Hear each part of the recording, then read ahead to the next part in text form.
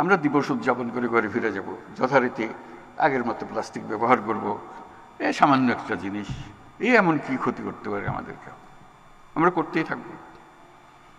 মন্ত্রণালয় বলছে প্লাস্টিক বোতল রাখা যাবে না, আমরা হাসাহাসি করব। কাজ নেই তো, একটা প্লাস্টিক বোতলের পেছনে লাগছিল না। এভাবে প্লাস্টিক অগ্রসর হবে। আমরা যদি আমাদের লাইফস্টাইল পরিবর্তন না করি, এই যুদ্ধে সামগ্রিকভাবে মানুষের পরাজয় অবধারিত, এর থেকে মুক্তি নাই। কিভাবে আমরা জীবন যাপন করব তার মধ্যে এটা লিখিত হয়ে গেছে ফলাফল। প্লাস্টিকও আমরা ছাড়বো না, ধ্বংস আমাদেরকে ছাড়বে না। এই পথ থেকে আমরা কিভাবে বের হব, সেটাই হলো এখন আজকের দিনের বিবেচ্য আলোচ্য বিষয়।